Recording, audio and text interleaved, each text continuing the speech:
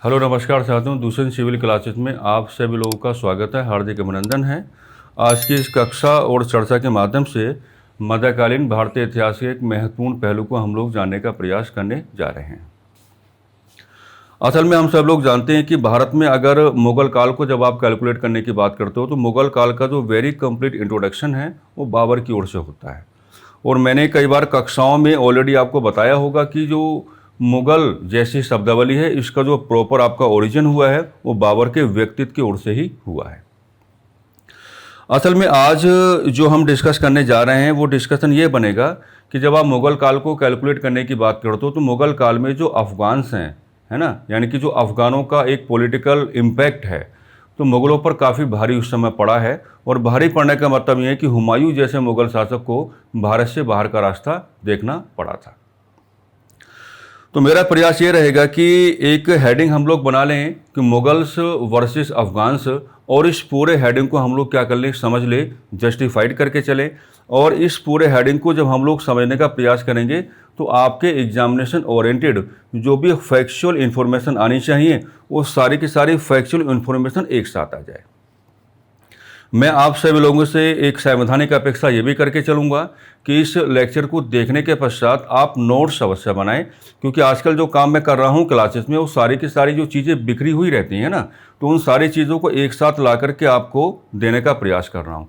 इसका बड़ा फ़ायदा क्या होता है? इसका बड़ा फ़ायदा ये होता है कि ठीक एग्जामिनेशन से पहले आप लोग बहुत ही आसानी के साथ अपने आप को रिवाइज करा पाते हो। और हमको लगता है कि मुगल काल को जब आप लोग कैलकुलेट करने की बात करोगे तो मुगल्स वर्सेस अफगान्स वाला जो हेडिंग मैंने आज आपको दिया है ये हेडिंग अपने आप ही काफ़ी महत्वपूर्ण हो जाता है। और इसके अंदर की जो भी महत्वपूर्ण तथ्यात्मक जानकारी रहेगी वो तो आपके सामने क्या है, आनी ही आनी है, लेकिन इसके प्रॉपर बैकग्राउंड्स आपको बनाने पड़ेंगे। मुगल्स वर्सेस अफगान जैसी जो आपकी समस्या है इसका प्रॉपर ओरिजिन आपको दिखाना पड़ेगा। मुगल वर्सेस अफगान जैसी जो समस्या है इसका प्रॉपर ट्रीटमेंट करके आपको दिखाना पड़ेगा। और एंड में आकर के आपको ये भी बताना पड़ेगा कि मुगल वर्सेस अफगान जैसा जो एक टॉपिक आपने बनाया है इसमें कभी भी जो मुगल्स हैं ना वो अफगानों को संपूर्ण तौर पर हरा नहीं पाए। ये बात मैं पहले ही आपको बोल के चल रहा हूँ। अगर 1545 एडी में शेरशाह सूरी जैसे व्यक्तित्व की डेथ ना होती तो आप ये कह करके चल सकते हैं कि शायद आने वाले समय में कोई ऐसा समय ना आता कि मुगल्स को दिल्ली के सिंहासन पर या आगरा जैसे क्षेत्रों पर क्या है अपने आप को रीइस्टैब्लिश करने का कोई मौका मिलता है। तो मैंने हमेशा कहा है कि ये तो मुगलों का सौभाग्य रहा और अफगानों का दुर्भाग्य रहा कि शेरशाह सूरी जो है अचानक से मारे गए। आप विचार करके देखो, जिस व्यक्ति ने मात्र 5 साल तक शासन किया हो और 5 साल में अपने समय में एक ऐसा एडमिनिस्ट्रेटिव स्ट्रक्चर बना कर दिया हो कि आने वाले समय में अकबर जैसे मुगल शासक भी क्या है शेरशाह सूरी को सैल्यूट करके चलते हैं, तो आपको ताकत का अंदाजा शुरुआत में ही हो जाना चाहिए। तो फाइनली हम लोग हेडिंग बना लेते हैं कि आज का हमारा मेन डिस्कशन क्या होगा। तो आज का हमारा मेन डिस्कशन क्या है, एक और हम किसको रखेंगे, मुगल्स, और एक और हम किसको रखेंगे, अफगान्स को रखेंगे। किसको रखेंगे, अफगान्स को रखेंगे। एक और आपके मुगल्स हो जाएंगे और एक और आपके क्या हो जाएंगे, अफगान्स हो जाएंगे। तो यहाँ पर कुछ बैकग्राउंड आपको लेकर के चलना पड़ेगा। और ये जो सबसे पहला बैकग्राउंड जो हम बनाएंगे तो इसको हम कह ही देते हैं कि ये क्या बनेगा, आपका बैकग्राउंड नंबर 1 बनेगा। अब मेरी बातों को बहुत ही क्लोजली आपको ऑब्जर्व करके चलना है, बैकग्राउंड नंबर 1। ओके, अच्छा, जो आपका बैकग्राउंड नंबर 1 यहाँ पे बनेगा साथियों, उसमें जैसे आप रेफरेंस किसका लेते हैं, दिल्ली सल्तनत का रेफरेंस आप लेने की बात करते हैं तो आप जानते होंगे कि दिल्ली सल्तनत में एक आपको क्या मिलता है, लोधी वंश आपको दिखाई देता है, जिसको आप क्या कहते हैं, लोधी डायनेस्टी आप कहते हैं। और ये जो आपका लोधी वंश है यानी कि जो आपकी लोधी डायनेस्टी है इसे क्या कहा जाता है, इसे कहा जाता है प्रथम अफगान वंश कहा जाता है। इसे क्या कहा जाता है, प्रथम अफगान वंश कहा जाता है। यानी कि मैं ऐसा व्यवहार करके आपको समझाने की बात कर रहा हूँ कि भारत में मध्यकालीन भारतीय इतिहास के पृष्ठों पर जो अफगानों का वेरी फर्स्ट पॉलिटिकल इंट्रोडक्शन आपको कराना है, तो अफगानों को जो वेरी फर्स्ट पॉलिटिकल इंट्रोडक्शन आप करा के चलेंगे वो लोधी वंश की ओर से करके चलेंगे। कई बार आपने पाया होगा कि आपकी परीक्षाओं में कई बार ये सवाल सीधा आ जाता है और दिल्ली सल्तनत को आधार बना करके 4 प्रकार की जो आपकी डायनेस्टीज हैं आपके सामने रख देगा और कहेगा कि भाई इनको आधार बना करके आप हमको ये समझाइएगा कि भारत में मुस्लिम शासन के आलोक में जो फर्स्ट अफगान आपका डायनेस्टी है या फर्स्ट अफगान जो आपका किंगडम है उसके रिगार्डिंग आप किसको प्रमोट करना चाहेंगे, तो वहाँ पे जो आपका आंसर आना चाहिए वो लोधी वंश के रूप में आपका आंसर आना चाहिए। अब असली कहानी यहीं से शुरू होगी। कहीं ना कहीं हम सभी लोग जानते ही हैं कि लोधी वंश के जो आपके फाउंडर हैं, अगर आप लोधी वंश के फाउंडर की बात करोगे तो लोधी वंश के फाउंडर आपको कौन दिखाई पड़ते हैं? बहलोल लोधी आपको दिखाई पड़ते हैं। लोधी वंश के फाउंडर आपको कौन दिखाई पड़ते हैं जी? बहलोल लोधी आपको दिखाई पड़ते हैं। और हमारी पूरी कहानी जो यहाँ पर स्टार्ट होगी वो बहलोल लोधी की ओर से ही हम लोग कहानी को प्रारंभ करेंगे। अच्छा, ये आप जानते ही होंगे, अगर आप नहीं जानते तो मैं यहाँ पर आपको बता के चलना चाहूँगा कि जब आप दिल्ली सल्तनत का रेफरेंस लेने की बात करते हैं तो हिंदी में एक शब्दावली आपको मिलती है जिसको आप क्या कहते हैं? अमीर वर्ग कहते हैं। जिसको आप क्या कहते हैं? अमीर वर्ग कहते हैं। और जो अमीर वर्ग जैसी शब्दावली है इसी को इंग्लिश में आप क्या कहेंगे? इसी को कहते हैं नोबल क्लास कहते हैं। तो मैंने हमेशा ये समझाने का प्रयास किया होगा कि यहाँ पर जो आपका अमीर वर्ग है और यहाँ पर जो आपका नोबल क्लास है, इसका मतलब ये बिल्कुल नहीं होता कि आप एक ऐसे वर्ग को यहाँ पर कैलकुलेट करने की बात कर रहे हैं जो आर्थिक तौर पर बहुत ज़्यादा सक्षम है। यानी कि मैं लिख करके आपको पूरा बता देता हूँ कि इसका रेफरेंस कभी भी आपको इस रूप में लेकर के नहीं चलना है कि ये अपने आप में एक ऐसा वर्ग है जो आर्थिक तौर पर क्या है? मोस्ट कैपेबल है। क्योंकि अमीर वर्ग को देखकर के ऐसा लगता है ना, तो आर्थिक तौर पर आप इसको क्या है? कैपेबल मान के नहीं चलेंगे। आप इसको क्या कहेंगे पता है? आप इसको हमेशा ये कहेंगे, क्योंकि बात फिलहाल हम लोग दिल्ली सल्तनत की ओर से कर रहे हैं, तो दिल्ली सल्तनत का जो आपका प्रशासनिक ढांचा रहेगा, यानी कि दिल्ली सल्तनत का जो आपका एडमिनिस्ट्रेटिव स्ट्रक्चर रहेगा, तो प्रशासनिक ढांचे में जो आपके उच्च अधिकारी गण हैं, क्या कहेंगे? प्रशासनिक ढांचे में जो आपके उच्च अधिकारी गण हैं, तो ये जो आपके उच्च अधिकारी गण हैं इन्हीं को आप सामूहिक तौर पर क्या कहते हैं? अमीर वर्ग कहते हैं। और ये बताया गया कि दिल्ली सल्तनत के संपूर्ण जो आपका एक राजनीतिक व्यवहार आपको मिलेगा, दिल्ली सल्तनत के संपूर्ण और राजनीतिक व्यवहार के कॉन्टेक्स्ट में ये जो आपका अमीर वर्ग है इसने समय एवं परिस्थितियों के अनुसार दिल्ली सल्तनत के सिंहासन को क्या है? प्रभावित करने का प्रयास किया था। अच्छा, कोई बात नहीं है। यहाँ पे दो बातें हम बहलोल लोधी की ओर से डिस्कस करने वाले हैं। एक तो आपने पढ़ा होगा, गौर करना, कि बहलोल लोधी एक ऐसे शासन आपको एक ऐसे करेक्टर आपको दिखाई पड़ते हैं जिन्होंने कभी भी क्या है? सिंहासन, that means Gaddi, that means throne का इस्तेमाल नहीं किया था। ये सिंहासन का इस्तेमाल नहीं करते हैं, बल्कि क्या है? ये कालीन का इस्तेमाल करते हैं। किसका इस्तेमाल करते हैं? कालीन का प्रयोग करते हैं। कालीन का प्रयोग करने का मतलब क्या होगा? कि एक कपड़े का प्रयोग करते हैं। इसका पूरा मतलब क्या होगा?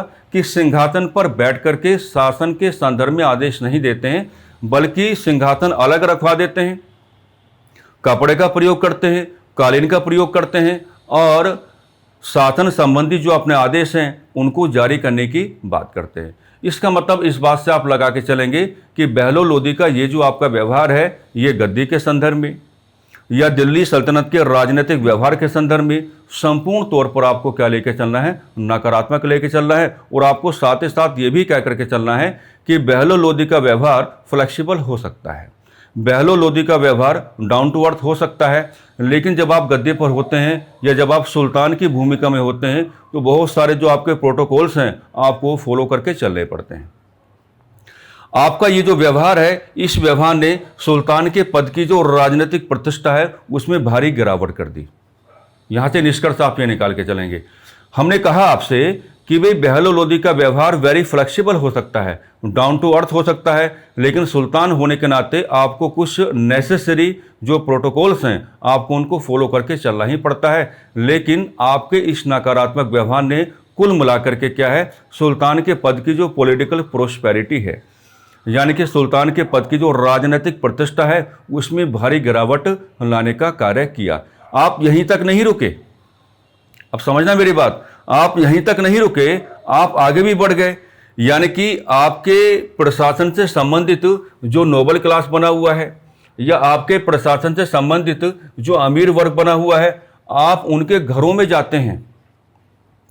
ऐसा बताया गया है कि अगर बहलोल लोधी से अमीर वर्ग से संबंधित अगर कोई भी व्यक्ति थोड़ी अपनी नाराजगी व्यक्त कर दे, या थोड़ा अपना डिससेटिस्फैक्शन शो करा दे, तो बहलोल लोधी का पैटर्न पता क्या था? बहलोल लोधी का पैटर्न ये था कि वो अमीर वर्ग से संबंधित लोगों के घर में जाया करते थे और घर में जाकर के उनको बोला करते थे कि भाई देखो ऐसा है, नाराज रहने की कोई आवश्यकता नहीं है। अगर आपको लगता है कि मैं सुल्तान के पद के लायक नहीं हूँ तो आप मुझे कोई और काम दे दो, मैं वो काम करना प्रारंभ कर दूंगा। तो आप देखो, वही तो कहते हैं ना कि कई बार क्या होता है, आपके व्यक्तित्व में फ्लेक्सिबिलिटी भी होनी चाहिए और आपके व्यक्तित्व में रिजिडनेस भी होना चाहिए।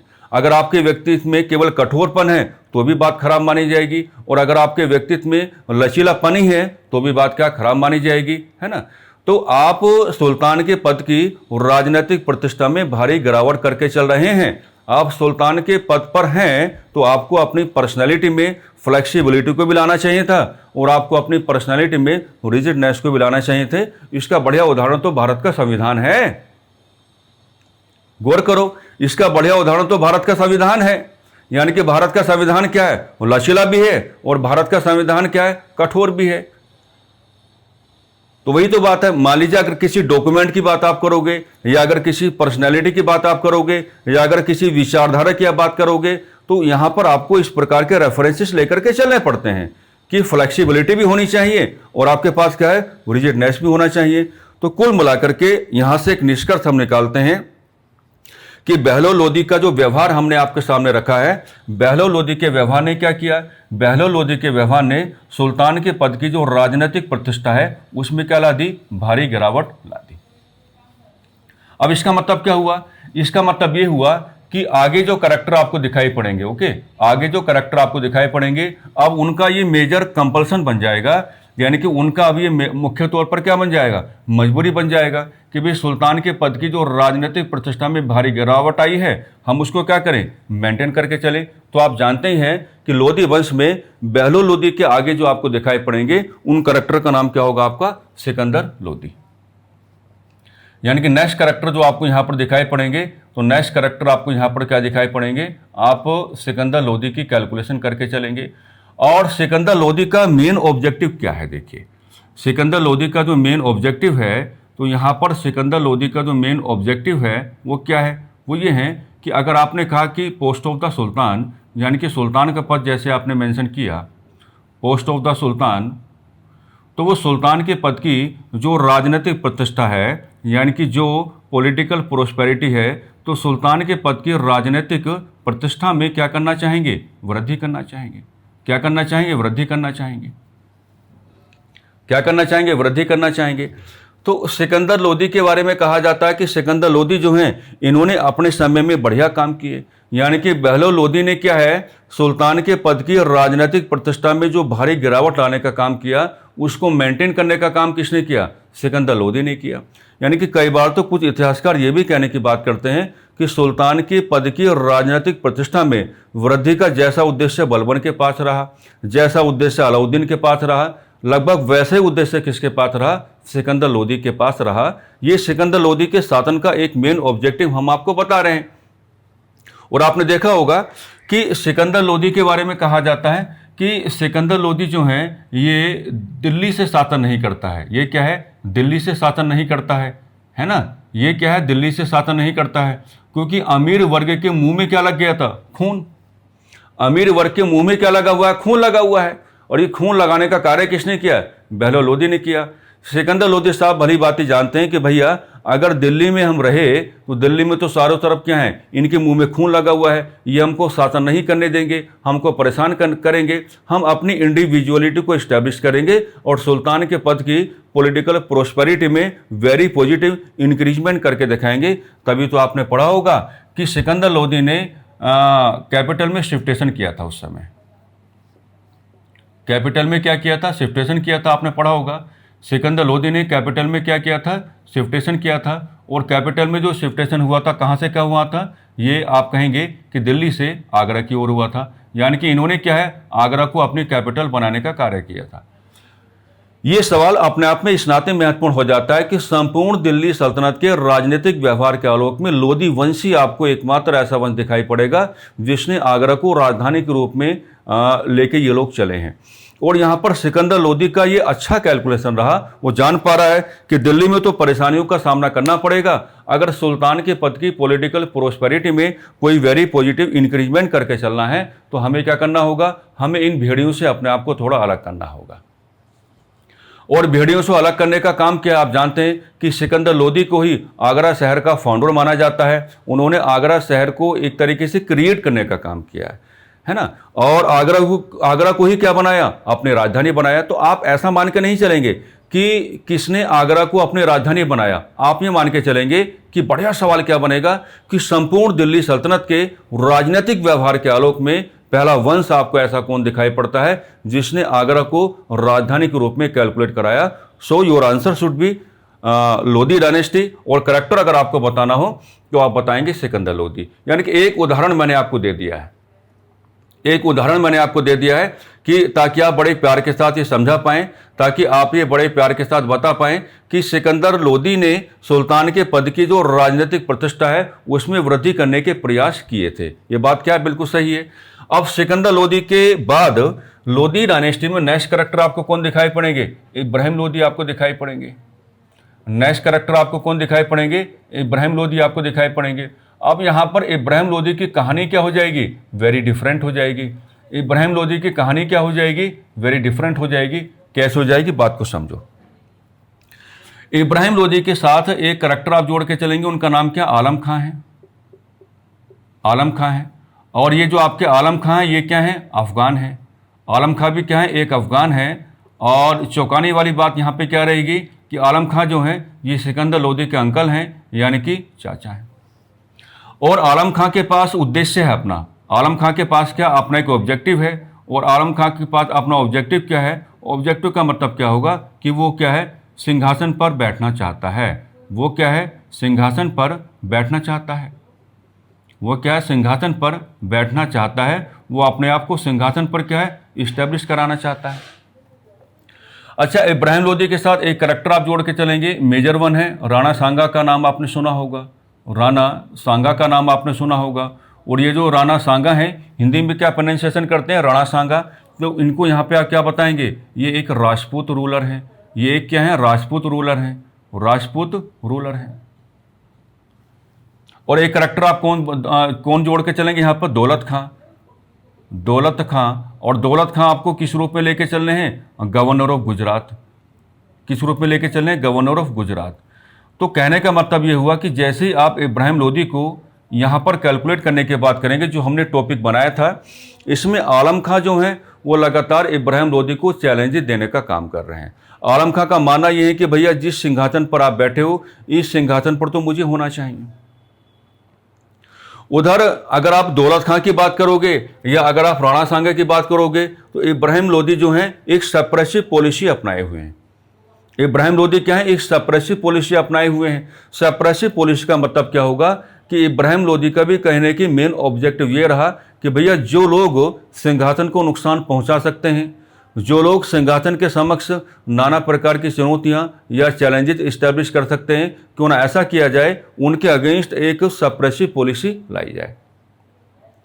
अच्छा, इब्राहिम लोदी संभवतः ये भी जान पा रहे होंगे कि आलम खां मेरे क्या हैं, मेजर एनिमी बने हुए हैं। अगर आलम खां लोगों को अपने साथ ऑर्गेनाइज कर लेते हैं और मेरे अगेंस्ट अगर चैलेंजेस इस्टेब्लिश करने का काम करते हैं तो मुझे काफ़ी नुकसान उठाने पड़ सकते हैं। तो इब्राहिम लोदी ने क्या किया, सप्रेसिव पॉलिसी अपना ली।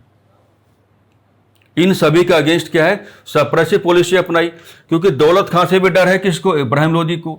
और राणा सांगा से भी डर क्या है, इब्राहिम लोदी को है। और आलम खां का तो चैप्टर बिल्कुल क्या है, ओपन है। आलम खां तो क्या अपने आप को सिंहासन पर बैठाना चाहते हैं। तो सुल्तान जो आपके इब्राहिम लोदी हैं, इन सभी के अगेंस्ट क्या है, एक सप्रेसिव पॉलिसी अपनाएंगे। और जब इन सभी के अगेंस्ट एक सप्रेसिव पॉलिसी अपनाएंगे तो एक कहावत मैं हमेशा क्लास में कहता हूं कि चोर चोर मौसेरे भाई, यानी सारे मिल जाएंगे। आलम खां, दौलत खां, राणा सांगा जैसे करैक्टर मिल जाएंगे और ये मान के चलेंगे कि इब्राहिम लोदी हमारा सप्रेशन करना चाहता है। तो भैया एक काम करते हैं, एक जॉइंट अलायंस बना लेते हैं और उस जॉइंट अलायंस के बिहाफ पर हम क्या है, इब्राहिम लोदी को डिफीट करने का काम करेंगे। तो वही कहावत जुड़ गई कि चोर चोर मौसेरे भाई। यानी कि यहां से अब आपको एक तरफ क्या लेकर चलना पड़ेगा, एक जॉइंट अलायंस आपको बनाना पड़ेगा अपनी ड्राफ्टिंग में। बात को समझना, मैं पूरा सीक्वेंस आपको दूंगा। अच्छा ये रहेगा कि आजकल जो भी डिस्कशन मैं कर रहा हूँ हिस्ट्री के रिगार्डिंग आपके सामने, तो देखो पॉलिटी में तो अगर मान लीजिए किसी आर्टिकल की बात आप करेंगे तो आपको आर्टिकल ओरिएंटेड ही रहना पड़ जाता है। लेकिन अगर आप हिस्ट्री में कोई पॉजिटिव कैलकुलेशन करने की बात करेंगे तो आप कंपैरिजंस करें, जितने आप कंपैरिजंस करने की बात करेंगे उतना आपके लिए क्या रहेगा, फायदेमंद सौदा रहेगा।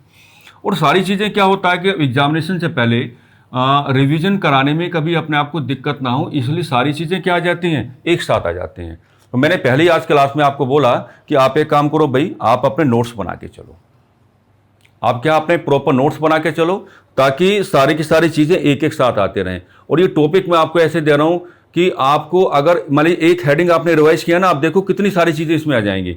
तो रिवीजन तो एक हेडिंग का आप लोग करोगे, लेकिन एक साथ क्या कितनी सारी चीज़ें इसमें जुड़ के काम कर रही हैं, तो फायदा आपका है। ठीक है, अब यहाँ से आगे के डिस्कशन में एक तरफ क्या रहेगा, हमारा एक ज्वाइंट अलायंस रहेगा। और ये जो आपका ज्वाइंट अलायंस को हम लोग जानते हैं क्या कहते हैं, संयुक्त मोर्चा कहते हैं। और ज्वाइंट अलायंस में क्या है, आलम खां है। तो आलम खां का आइडेंटिफिकेशन कैसे किया आपने, अफगान है। क्या है, अफगान है। आलम खां का जो आइडेंटिफिकेशन होगा कैसे होगा, अफगान के रूप में होगा। ओके। और एक आपने क्या ली है, दौलत खां। दौलत खां का आइडेंटिफिकेशन आपने किया governor of Gujarat. Governor of Gujarat, ठीक है। और एक आपने क्या दिखाए हैं, एक आपने राणा सांगा दिखाए हैं।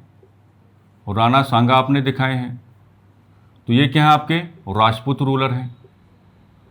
राजपूत रूलर हैं, यानी कि क्या है, राजपूत शासक हैं। ओके। अब ये किसके अगेंस्ट होने वाले हैं, ये पूरा जो आपका ज्वाइंट अलायंस है किसके अगेंस्ट होने वाला है, ये अगेंस्ट होने वाला किसके, इब्राहिम लोदी के। ये किसके अगेंस्ट होने वाला है, इब्राहिम लोदी के अगेंस्ट होने वाला है। और ये जो आपका ज्वाइंट अलायंस है ये अब किसको अप्रोच करेगा, ये अब किसको अप्रोच करने का काम करेगा, तो बस यहीं से एक नई विंडो आपकी मिल गई। ये अप्रोच करेगा किसको, बाबर को। ठीक है। अब यहाँ पे बाबर का जो चैप्टर है हम पूरा डिस्कस नहीं करने वाले हैं, हमें केवल अपने हेडिंग को क्या करना है, सेटिस्फाइड करना है। बाबर के पास बहुत सारी ऐसी चीज़ें हैं जो बिल्कुल आपको पढ़ के चलना चाहिए। किसी दिन बाबर पे होगा लगभग 1.5 से 2 घंटे का डिस्कशन हम कर लेंगे, मतलब एक साथ नहीं होगा या 2 वीडियो के माध्यम से करेंगे, लेकिन बाबर पर डिस्कशन होगा, कोई दिक्कत वाली इसमें बात नहीं है। अच्छा, बाबर जो है, अगर हम यहाँ पे बाबर को अगर आगे की ओर कैलकुलेट करने की बात करेंगे तो बाबर की थोड़ी प्रशंसा आपको करके चलनी पड़ेगी। और मैंने हमेशा आपको क्लास में समझाया होगा कि विद्यार्थी जब अध्ययन करे और पढ़ाने वाला जब अध्यापन करे तो उसको सांप्रदायिक व्यवहार नहीं करना चाहिए, है ना। विद्यार्थी का परम कर्तव्य बन जाता है कि अगर करैक्टर के अंदर प्रशंसा के पात्र हैं तो आप उस चरित्र की प्रशंसा करके चलें। सांप्रदायिक व्यवहार करने से ना तो कभी परीक्षाएं निकलती हैं, और सांप्रदायिक व्यवहार करने से ना ही आप कभी अच्छा लिख पाते हैं, और सांप्रदायिक व्यवहार करने से ना ही आप कभी अच्छे कर्मचारी बनेंगे और ना ही कभी अच्छे प्रशासनिक अधिकारी बनेंगे। क्योंकि आपको एक अच्छा कर्मचारी बनना है, क्योंकि आपको एक अच्छा प्रशासनिक अधिकारी बनना है, इस नाते आपको ये बातें अपने व्यक्तित्व में उतारनी पड़ेंगी कि किसी भी तरीके से व्यवहार आपका सांप्रदायिक ना हो जाए। यहाँ बाबर की प्रशंसा करके चलनी पड़ेगी, और बाबर की प्रशंसा जो आप करेंगे वो एक कुशल सेनापति के रूप में करेंगे। किस रूप में करेंगे, एक कुशल सेनापति के रूप में करेंगे। किसी दिन जब बाबर का सेपरेट टॉपिक मैं आपको लेके आऊँगा तो बाबर के नाम का ओरिजिन भी आपको दिखाऊंगा, बाबर के नाम का मतलब भी आपको दिखाऊंगा। बहरहाल आज वो उद्देश्य नहीं, आज उद्देश्य क्या दूसरा है। तो बाबर की प्रशंसा करो, और जब आप बाबर की प्रशंसा करोगे तो कुशल सेनापति के रूप में करो। तो अब क्या है, ये जो आपका ज्वाइंट अलायंस है ये बाबर के अंदर जो एक अच्छे सेनापति के गुण हैं उन तमाम प्रकार के गुणों को आधार बना करके ये बाबर को अप्रोच कर रहे हैं कि भैया आ जाओ और इब्राहिम लोदी जैसे व्यक्तित्व से हमें क्या दिला दो, मुक्ति दिला दो। मजे की बात है, यानी कि चोर चोर मोसेरे भाई एक हो गए। भारत में कोई करैक्टर है नहीं, भारत से बाहर हैं बाबर। और बाबर के कुशल सेनापतित्व के गुणों को ध्यान में रखते हुए बाबर को भारत में इनवाइट किया जाता है और कहा जाता है कि आप आ जाओ, आप अपने कुशल सेनापतित्व के गुणों का प्रयोग करो, भारत में आकर के सैन्य अभियानों का संचालन करो, और इब्राहिम लोदी का जो सप्रेसिव बिहेवियर हमारे अगेंस्ट बना हुआ है हमें उससे क्या दिला दो, मुक्ति दिला दो। अब आपका विचार कर रहा होगा, आपका मन कर रहा होगा कि बाबर भारत में क्यों आए, है ना। जब मैं क्लासों में कभी बाबर के ऑब्जेक्टिव को डिस्कस करता हूं तो कम से कम काफ़ी समय लग जाता है, क्योंकि बाबर का ऑब्जेक्टिव जो है उसको कैलकुलेट करना बनता है। लेकिन यहां पे मैं कुछ अलग बातें आपके सामने रखने वाला हूं। असल में बाबर भारत में आएगा क्यों? क्योंकि बाबर को जब आप भारत से बाहर यानी कि मध्य एशियाई क्षेत्रों में कैलकुलेट करने की बात करोगे, भारत से बाहर यानी कि मध्य एशियाई क्षेत्रों में जब आप कैलकुलेट करने की बात करोगे, यानी कि मिडिल एशियन रीजन्स में जब आप कैलकुलेट करने की बात करोगे, तो साथियों बाबर के सामने जो मेजर चैलेंज बना हुआ है, बाबर के सामने जो मेजर चैलेंज बना हुआ है, तो मेजर चैलेंज पता क्या बना हुआ है? उज्बेक। क्या बना हुआ है? उज्बेक। और ये जो आपके उज्बेक हैं, ये मध्य एशियाई क्षेत्रों का क्या है? लड़ाकू वर्ग है। ये क्या है? लड़ाकू वर्ग है। ये बाबर को जीने नहीं दे रहा है, एक तरीके से ये बाबर को क्या जीने नहीं दे रहा है। आए दिन बाबर के सामने क्या नाना प्रकार के चैलेंजेस लाता रहता है। बाबर अपनी फैमिली के लोगों से भी काफी ज्यादा परेशान है, और उधर जो आपके उज्बेक हैं वो बाबर को बिल्कुल जीने नहीं दे रहे हैं। तो बाबर के माइंड में एक बात आती है कि ऐसा करना पड़ेगा कि मुझे अगर मध्य एशियाई क्षेत्रों में अपने आप को इफेक्टिव जोन में लेकर के जाना है तो मेरे पास कुछ एडिशनल रिसोर्सेस होने चाहिए, ताकि उनका प्रयोग करके मध्य एशियाई क्षेत्रों में मैं अपने आप को ताकत दे पाऊं। लेकिन संयुक्त मोर्चा क्या चाहता है? संयुक्त मोर्चा ये कहता है कि बाबर भारत आए और भारत आकर के अपने कुशल सेनापतित्व के गुणों का प्रयोग करे, और इब्राहिम लोदी का जो सप्रेसिव बिहेवियर हमारे अगेंस्ट बना हुआ है उससे हमें क्या दिलाने का कार्य करे? उससे हमें मुक्ति दिलाने का कार्य करे। बाबर ये जो आपका निमंत्रण है इसको एक्सेप्ट करेगा, और इसी निमंत्रण के आलोक में बाबर का भारत में प्रवेश होगा। लेकिन जो संयुक्त मोर्चा है जिसमें चोर चोर मोसेरे भाई एक साथ जुड़ गए हैं, उनको अंदाजा तक नहीं है कि बाबर का उद्देश्य क्या था, हिडन फॉर्म में था। बाबर जब भारत में प्रवेश करता है तो अपने उद्देश्यों को एक्सपोजर नहीं देगा, वो बिल्कुल संयुक्त मोर्चा जो है उसके निमंत्रण के आलोक में क्या है, भारत में प्रवेश करेगा। और जब उसके निमंत्रण के आलोक में भारत में प्रवेश करेगा तो उसके बाद की कहानी क्या बनेगी? उसके बाद की कहानी ये बनेगी कि फर्स्ट बैटल ऑफ पानीपत आपके सामने आएगा 1526 में। और आप ये कहेंगे कि फर्स्ट बैटल ऑफ पानीपत जो आपके सामने आता है 1526 में, इसमें जो पक्ष आप बनाने की बात करेंगे तो एक पक्ष आपको क्या दिखाना है? मुगल्स आपको दिखाना है। मुगलों को लीड करने का काम कौन करेंगे? बाबर करेंगे। एक पक्ष आपको क्या दिखाना है? अफगान आपको दिखाना है। यानी कि मुगलों का जो भारत में प्रवेश हो रहा है उसमें उनका जो पहला झड़प है वो अफगानों के साथ ही होगी। और आप जान पा रहे हैं कि फर्स्ट बैटल ऑफ पानीपत में क्या है, बाबर जो है सफलता को प्राप्त करेगा। और सफलता को प्राप्त करेगा तो यहां पर कुछ और भी बातें जैसे आप लोग को करके चलना पड़ेगा कि बाबर ने फर्स्ट बैटल ऑफ पानीपत में क्या है, गन पाउडर का यूज किया, है ना। हालांकि इससे पहले भी एक बैटल आता है, उसका जिक्र हम कभी और कर लेंगे। लेकिन फर्स्ट बैटल ऑफ पानीपत में जो बाबर की सक्सेस है, इस सक्सेस में अगर आपको क्या है, एक किसी वैल्यू की बड़ी भूमिका अगर आपको दिखानी हो तो गोला बारूद की आप दिखा के चलेंगे। बाबर क्या है, इस युद्ध में अपने तोपखाने के साथ क्या है, तुगलकमा युद्ध पद्धति का प्रयोग करके चलता है। और ये जो आपकी तुगलकमा युद्ध पद्धति है इसको बाबर ने किससे बोरो किया था? उज्बेकों से बोरो किया था। और तुगलकमा युद्ध पद्धति का मतलब क्या हो जाता है कि लकड़ी की गाड़ियों के बीच तोपों को फिट करना। जो कैनन्स हैं, लकड़ी की गाड़ियों के बीच जो आपके कैनन्स हैं, जो आपकी तोपें हैं, उनको फिट करना, ताकि जब वो अपने टारगेट को हिट करे तो उसको क्या मिल जाए, एक बैलेंस मिल जाए। हाँ, वो बात हम कहेंगे कि ग्राउंड सपोर्ट किसने दिया होगा उस समय? आलम खां साहब ने दिया होगा। बाबर को ग्राउंड सपोर्ट किसने दिया होगा? दौलत खां ने दिया होगा। ग्राउंड सपोर्ट किसको दिया होगा, किसने दिया होगा? राणा सांगा ने दिया होगा। लेकिन बाबर ने अपने कुशल सेनापतित्व का परिचय दिया, गन पाउडर का यूज किया, तुगलकमा युद्ध पद्धति का प्रयोग किया, और इब्राहिम लोदी को यानी कि अफगानों को specially in the light of first battle of Panipat defeat करने का कार्य किया। अब मजे की बात क्या है? मजे की बात यह है कि फर्स्ट बैटल ऑफ पानीपत में बाबर ने कामयाबी को अचीव कर लिया है। अब संयुक्त मोर्चा क्या करे? भाई संयुक्त मोर्चा तो ये मान के चल रहा है कि बाबर आएगा, इब्राहिम लोदी को डिफीट करेगा और भारत से वापस क्या लौट करके चला जाएगा। यानी कि इब्राहिम लोदी का हमारे अगेंस्ट जो सप्रेसिव बिहेवियर बना हुआ है, हमें उससे क्या मिल जाएगी, मुक्ति मिल जाएगी। लेकिन बाबर अब अपने उद्देश्य को एक्सपोजर देगा और बाबर कहेगा कि भैया मैं कहीं नहीं जा रहा, मैं तो भारत में रहूंगा। मैंने कई बार पहले भी आपको समझाया होगा कि बाबर के नजदीक क्या है, काबुल। काबुल और काबुल के निवासियों से बाबर बहुत ज्यादा प्यार किया करता था। तो आप यहां पर एक बिंदु और जोड़ के चलेंगे कि जैसे ही फर्स्ट बैटल ऑफ पानीपत में बाबर को क्या है, कामयाबी मिलती है, तो इस कामयाबी के बाद बाबर क्या है, काबुल के निवासियों के मध्य चांदी के सिक्के बांटेगा।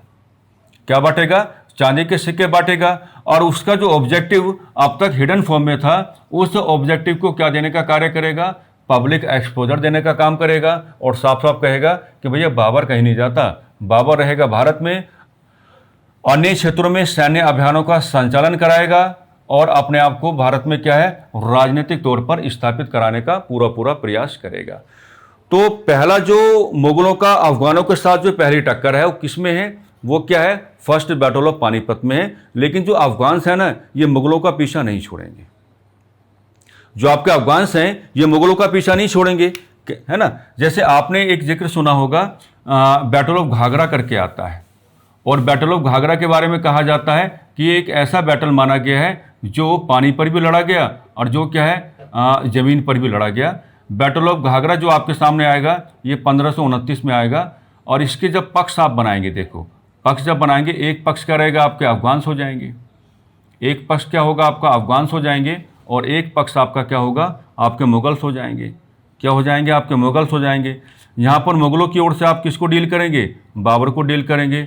और अफगान की ओर से क्या है, एक करेक्टर तो आप लेके चलेंगे महमूद लोदी, महमूद लोदी, और एक करेक्टर आप क्या लेके चलेंगे, आलम खां। यानी कि आलम खां और महमूद लोदी जो हैं ये अपने आप को जोड़ लेते हैं और बैटल ऑफ घाघरा होता है। और ये अपने आप को किसके अगेंस्ट इस्टेब्लिश करने का काम करते हैं, मुगलों के। लेकिन इसमें भी जो आपकी सफलता है वो किसको प्राप्त होती है, मुगलों को सफलता प्राप्त होती है। यानी कि अफगानों के साथ बाबर के दो प्रकार के संघर्ष हुए, एक आपका क्या फर्स्ट बैटल ऑफ पानीपत है, एक आपका क्या बैटल ऑफ घाघरा है। और दोनों ही बैटल्स में आप लोग देख पा रहे हैं कि जो ये मुगल्स हैं ये अफगानों को क्या है, हरा रहे हैं। लेकिन बाबर के बारे में आपको ये कह के चलना पड़ेगा कि जो बाबर हैं, अब यहां से ये कहने के चलना पड़ेगा कि जो बाबर हैं, बाबर अफगान समस्या को, ये उनकी असफलता रही, वैसे वो सफल हो रहे हैं बार बार, लेकिन फिर भी बाबर अफगान समस्या को संपूर्ण तौर पर हल नहीं कर पाए, संपूर्ण तौर पर हल नहीं कर पाए, संपूर्ण तौर पर हल नहीं कर पाए, संपूर्ण तौर पर हल नहीं कर पाए। बाबर सफल होने के बाद भी क्या है, असफल हो गए। ये बात आपको यहां पे क्या जोड़ के चलना पड़ेगा। अब अगर मैंने ये लिखा है कि बाबर अफगान समस्या को संपूर्ण तौर पर हल नहीं कर पाए, तो अब इसका खामियाजा किसको भुगतना पड़ेगा, भैया जी इसका खामियाजा किसको भुगतना पड़ेगा, हुमायूं को। और हुमायूं के सामने कौन आ जाएगा, आपका शेरशाह सूरी आ जाएगा। और शेरशाह सूरी के बारे में कहा जाता है कि बाबर की सेना में क्या था, एक सैनिक के रूप में कार्य किया। और बैटल ऑफ घाघरा में क्या है, अफगानों के अगेंस्ट बाबर का सहयोग भी किया था। और बाबर शेरशाह सूरी जैसे व्यक्तित्व को पहचान गया था, इसी नाते उसने हुमायूं को सलाह दी थी कि जब आप सिंहासन पर बैठेंगे तो इस व्यक्ति से आपको क्या, अपने आप को सावधान रखने की आवश्यकता है। हुमायूं बुद्धिमान है, मुगल काल का सबसे शिक्षित शासक है, लेकिन उतना ही क्या, मक्कार भी है। मक्कारी का मतलब क्या होगा कि कम समय में अच्छी योजनाएं नहीं बना पाता है, कम समय में क्या, अच्छी योजनाएं नहीं बना पाता है। अगर कम समय में अच्छी योजनाएं बना पाता तो शेरशाह सूरी को इजीली डिफीट कर लेता। अब शेरशाह सूरी का बैकग्राउंड तो खैर बहुत बड़ा है, लेकिन हम फिर वही कहेंगे, उतना बैकग्राउंड आपको लेकर नहीं चलना है। जो आपका हेडिंग है, आप केवल अपने हेडिंग को क्या है, सेटिस्फाइड करके चलेंगे। हल्का जुड़ाव आपने बाबर का किया और यहाँ पर हल्का जुड़ाव आप किसका करके चलेंगे, शेरशाह सूरी का करके चलेंगे। ठीक है, तो अब मामला क्या बन जाएगा, अब मामला बनेगा आपका हुमायूं वर्सेस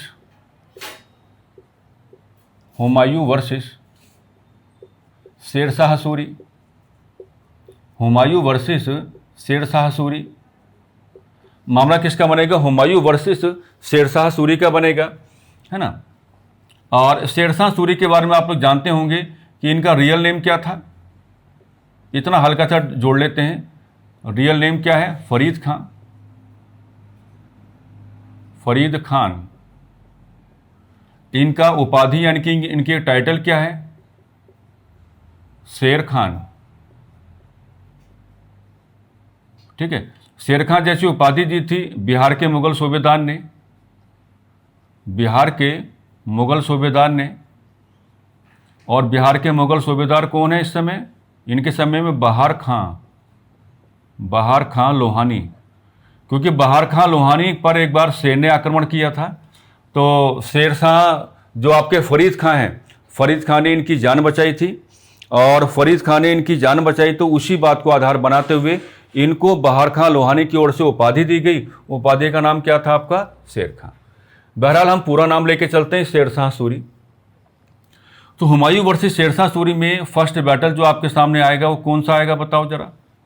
फर्स्ट बैटल जो आपके सामने आएगा, क्योंकि दो प्रकार के आपके बैटल हुए, और ये जो दो प्रकार के बैटल हुए हैं इनका जिक्र आपको करना पड़ेगा। तो फर्स्ट बैटल आपके सामने आएगा बैटल ऑफ चौसा, आप उसको कहेंगे। क्या कहेंगे? बैटल ऑफ चौसा आप इसको कहेंगे। और आप जानते होंगे बैटल ऑफ चौसा कब फाइट हुआ? 1539 में हुआ। और अब बैटल ऑफ चौसा में वही पक्ष बनाएंगे। एक और आपको क्या मिलेंगे? मुगल साहब को दिखाई पड़ेंगे। एक और आपसे कौन मिलेंगे? अफगान साहब को दिखाई पड़ेंगे। ओके, और यहाँ पर मुगलों को लीड करने का काम कौन करेंगे? आपके हुमायूं साहब करेंगे। हुमायूं साहब करेंगे। और यहाँ पर अफगान से लीड करने का काम कौन करेंगे साथियों? ये आपके शेरशाह सूरी। नाम पूरा लेके चलते हैं हम लोग, शेरशाह सूरी। ठीक है, बैटल ऑफ चौसा में आपको जिक्र करना चाहिए बिहार की कर्मनासा नदी का। बिहार की कर्मनासा नदी।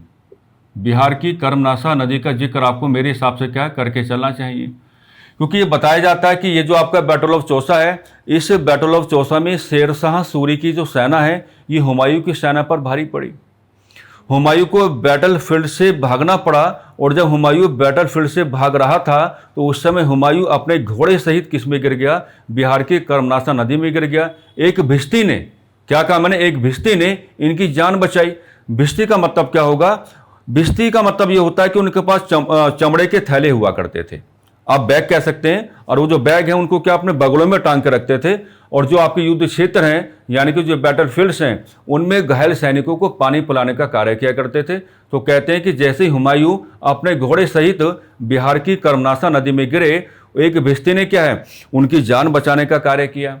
और हुमायूं ने बाद में खुश होकर के उस भिश्ती को ही एक दिन का शासक बनाया, और उसी भिश्ती ने चमड़े के सिक्के भी जारी किए। तो कई बार पूछा जाता है कि चमड़े के सिक्के निम्न में से कौन से मुगल करैक्टर के शासनकाल की विशेषता है? Your answer should be Humayun. क्योंकि आपके दिमाग में तुरंत क्या आ जाना चाहिए? आपके दिमाग में तुरंत बैटल ऑफ चौसा आ जाना चाहिए। और बैटल ऑफ चौसा में जिस तरीके से एक भिश्ती ने हुमायूं की जान बचाई, तो बाद में खुश होकर के हुमायूं ने उस भिश्ती को एक दिन का शासक घोषित किया, और उसी भिश्ती ने शासक होने के नाते चमड़े के सिक्के जारी किए, क्योंकि उसका पूरा जुड़ाव किसके साथ रहा? चमड़ों के साथ रहा। बैटल ऑफ चौसा में शेरशाह सूरी की जो कामयाबी है, इसी कामयाबी को आधार बना करके उसने अपने आप को पहली बार शेरशाह सूरी कहा था। यहां तक मैंने नाम तो पूरा आपको दिखाया है, यहां तक या तो आप उसको फरीद खां के रूप में लेके चलेंगे या फिर शेर खां के रूप में लेके चलेंगे। लेकिन यह भी आपको यहीं पर बता के चलना पड़ेगा कि बैटल ऑफ चौसा में जिस तरीके से फरीद खां को या शेर खां को सफलता प्राप्त हुई है, इसी सफलता को आधार बनाते हुए जो शेर खां हैं या फरीद खां हैं, ये अपने आप को क्या कहेंगे? ये अपने आप को शेरशाह सूरी कहेंगे। अब शेरशाह सूरी तो बहुत ही सिस्टमैटिक पर्सन हुआ है, वो कहाँ हुमायूं का पीछा छोड़ेगा, है ना। तो बैटल ऑफ चौसा में हुमायूं को हराया, उसके बाद में आपका बैटल क्या आ जाता है? बैटल ऑफ आपका क्या आ जाता है? कन्नौज आ जाता है। या तो आप इसे कहेंगे battle of Kannauj, battle of Kannauj, या ओब्लिक करके क्या कहेंगे? Battle of Bilgram. क्या कहेंगे? बैटल ऑफ बिलग्राम कहेंगे, बैटल ऑफ बिलग्राम कहेंगे। और ये बैटल कब फोर्ट हुआ? तो आप क्या कहेंगे? 1540 AD में हुआ। पक्ष बिल्कुल वही रहेंगे, पक्ष बिल्कुल वही रहेंगे कि एक और आपके क्या बन जाएंगे? मुगल साहब के बन जाएंगे, एक और आपके क्या बन जाएंगे? मुगल साहब के बन जाएंगे, और एक और आपके क्या बन जाएंगे? अफगान साहब के बन जाएंगे। एक और आपके मुगल्स बन जाएंगे और एक और आपके क्या बन जाएंगे, अफगान आपके बन जाएंगे। यहाँ भी मुगलों को लीड करने का काम कौन करेंगे साथियों, हुमायूं करेंगे। और यहाँ अफगान को लीड करने का काम कौन करेंगे, आपके शेर शाह सूरी करेंगे। कौन करेंगे, शेर शाह सूरी करेंगे। और यहाँ पर हुमायूं साहब को क्या है, डिफीट का सामना करना पड़ेगा। और यहाँ पर हुमायूं साहब को केवल डिफीट का सामना ही नहीं करना पड़ा, बल्कि जैसे बैटल ऑफ कन्नौज में या बैटल ऑफ बिलग्राम में शेरशाह सूरी को सफलता प्राप्त होती है, तो शेरशाह सूरी हुमायूं को इतना बाध्य कर देते हैं कि हुमायूं को अपनी एंटायर फैमिली के साथ, हालांकि उस समय हुमायूं के पास बहुत बड़ी फैमिली नहीं है, क्योंकि हुमायूं जब गद्दी पर है तो वो किसी वैवाहिक संबंध में नहीं है। तो यहाँ पर एंटायर फैमिली का मतलब, मेरा कहने का मतलब ये है कि उनके आसपास के जो लोग हैं वो उन सभी को साथ लेकर के क्या हैं, बाहर निकल जाते हैं। तो आप एक बात देखो कि अफगान जो समस्या है ये मुगल काल में बनी रही, यानी कि बाबर ने 2 बैटल्स में अफगानों का सामना तो किया और दोनों ही बैटल्स में क्या है, अफगानों को डिफीट भी करने का काम किया, बट अफगानों का very complete and very effective separation नहीं कर पाया। और बाद में अफगान अपने आप को इस तरीके से रीऑर्गेनाइज करके चलते हैं कि हुमायूं जैसे मुगल शासक को भारत से बाहर का रास्ता ही दिखा दिया। वो बात मैंने शुरुआत में आपको बोली थी कि दुर्भाग्य है अफगानों का और सौभाग्य है मुगलों का कि 1545 में शेरशाह सूरी की डेथ हो गई। अगर शेरशाह सूरी 50 से 60 साल शासन करके चला जाता ना, तो भारत में मुगलों को अपने आप को रीस्टैब्लिश करने का मौका ना मिलता। यानी कि बाबर जो भारत में मुगलों की पॉलिटिकल पावर को इस्टेब्लिश करके चला गया था, उसका हमेशा हमेशा के लिए खात्मा हो जाता। तो ये सारा डिस्कशन कंबाइंड रहा कि मुगल काल में जो अफगान समस्या, आप इसको किस प्रकार से डील करके चलेंगे। तो पूरी क्लास को ऑब्जर्व करने के बाद, पूरी क्लास को देखने के बाद, तमाम प्रकार के जो आपके नोट्स हैं आप उनको बना के चलेंगे और नोट्स अब क्या है, एक जगह आ जाने चाहिए। उम्मीद करते हैं कि क्लास आपको लाभ दे करके चलेगी, क्लास से आप काफ़ी कुछ सीख करके चलेंगे। मोरल अपना बिल्कुल भी डाउन नहीं करना है। समय चुनौतीपूर्ण है, लेकिन आप लगातार अपने तैयारी में बने रहेंगे। अच्छे पद आपके सामने आने वाले हैं। आप अच्छी तैयारी करें और अपनी परीक्षा क्वालिफाई करें और निकल जाएं। ठीक है भाई, इन्हीं सकारात्मक शब्दावलियों के साथ आज की कक्षा को और चर्चा को हम विराम देना चाहेंगे। नमस्कार, धन्यवाद।